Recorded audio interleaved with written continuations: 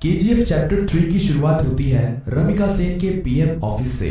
रमिका सेन को एक ऑफिसर बता रहा होता है कि पिछले 3 सालों से रॉकी ने विदेशों तक अपना बिजनेस फैला दिया था और इंडोनेशिया और अमेरिका में भी उसने कई इलीगल काम किए थे।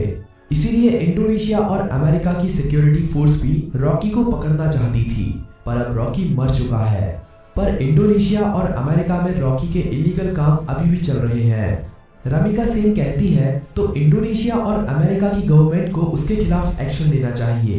तभी वो ऑफिसर बताता है कि गवर्नमेंट ऐसा नहीं कर सकती, क्योंकि रॉकी ने 1979 से 1981 तक इन 3 सालों के अंदर ही अपने सोने के बिजनेस को काफी बड़ा कर लिया था।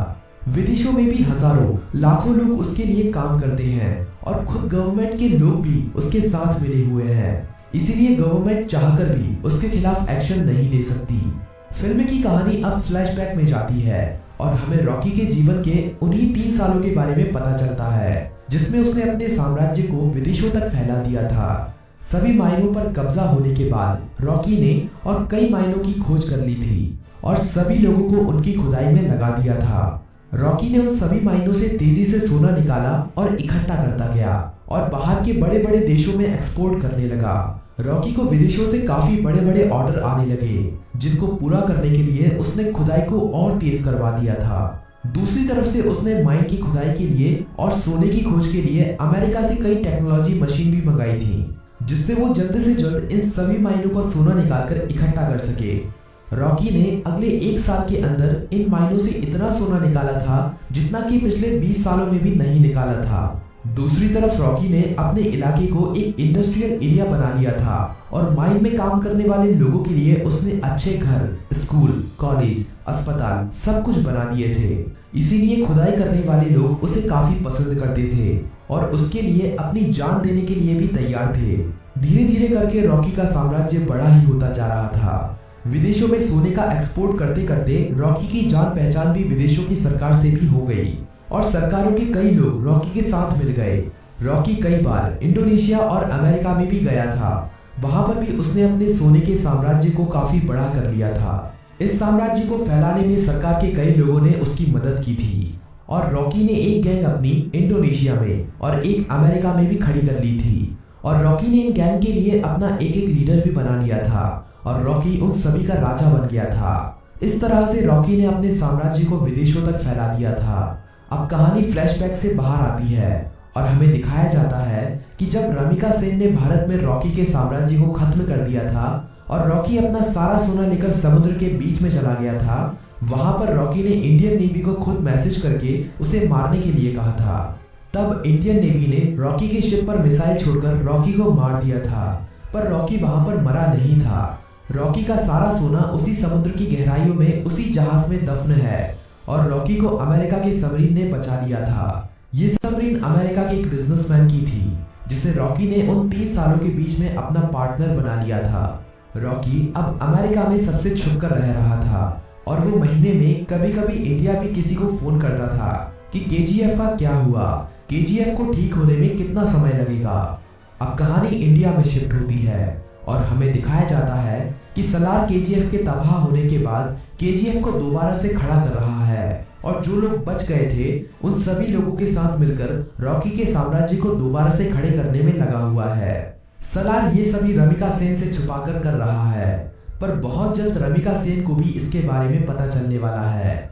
धीरे धीरे करके सलार रॉकी के साम्राज्य को दोबारा से खड़ा कर देता है और दोबारा से माइनों में खुदाई शुरू हो जाती है। अब सलार रॉकी को फोन करता है और कहता है, मालिक, हमने आपका साम्राज्य दोबारा से खड़ा कर दिया है।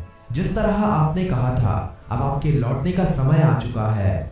रॉकी कहता है, सलार, तुम्हारे लिए मेरे पास एक काम और है। तुम्हें उस सोने को समुद्र से निकालना है जो हमने इतने सालों से वहां पर छुपा के रखा है।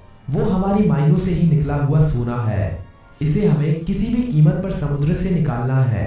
इस सोने की मदद से ही मैं दोबारा से भारत में अपने साम्राज्य को खड़ा करूंगा। सलार सोने को समुद्र से निकालने के काम में लग जाता है और इंडिया में अब एंट्री होती है रॉकी की। सलार अपने लोगों को कहता है कि मालिक कई सालों के बाद यहाँ पर पधार रहे हैं, उनके स्वागत में कोई भी कमी नहीं रहनी चाहिए। किसी को नहीं पता था कि ये मालिक कौन है। रॉकी अकेला ही अमेरिका से आ रहा होता है।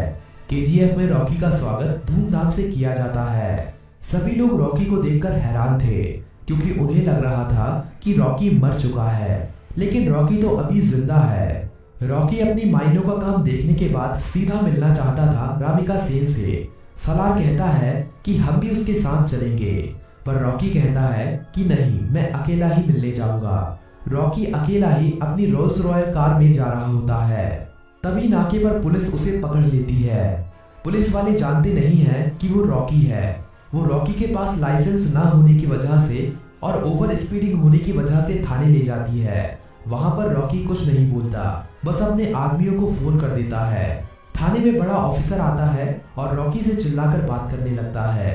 तभी पूरा पुलिस स्टेशन हिलने लगता है और कई हेलीकॉप्टर और बंदूक लेकर रॉकी के आदमी यहाँ पहुंच जाते हैं। उन आदमियों से एक आदमी रॉकी का लाइसेंस लेकर थाने के अंदर आता है और पुलिस को लाइसेंस दिखाता है। पुलिस वाला लाइसेंस पर रॉकी का नाम पढ़कर हैरान रह जाता है और रॉकी को वहां से जाने देता है। रॉकी अब सीधा रामिका सेन से मिलने के लिए जाता है। रॉकी के पहुंचने से पहले वो पुलिस वाला रामिका सेन तक ये खबर पहुंचा देता है कि रॉकी अभी भी जिंदा है। रामिका सेन ये खबर सुनकर हैरान हो जाती है कि अभी तक रॉकी कैसे जिंदा है। रामिका सेन को ये खबर भी मिल जाती है कि रॉकी के यहाँ आने से पहले किसी ने केजीएफ को दोबारा से खड़ा कर दिया है और केजीएफ से अभी भी खुदाई करके सोना निकाला जा रहा है। अब पीएम ऑफिस में एंट्री होती है रॉकी की। सभी लोग रॉकी को देखकर हैरान थे। रॉकी सीधा मिलने जाता है रामिका सेन से।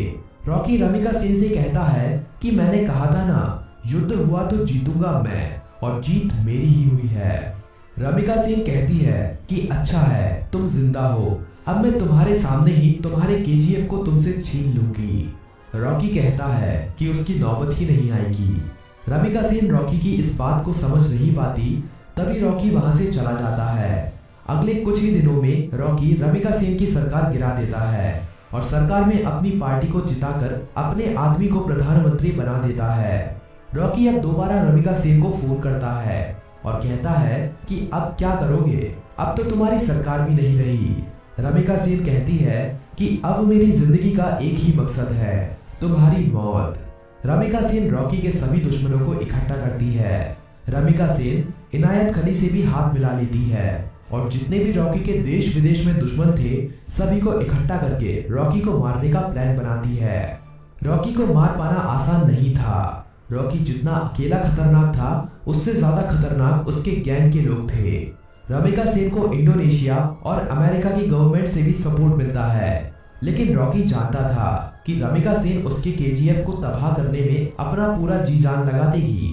रामिका सेन जानती थी कि रॉकी को उसके केजीएफ में घुसकर मार पाना अब काफी ज्यादा मुश्किल हो गया है, क्योंकि अब रॉकी ने अपने केजीएफ में मिसाइलों को रोकने के लिए अपने केजीएफ के चारों तरफ रडार सिस्टम और काउंटर मिसाइल रख दिए हैं।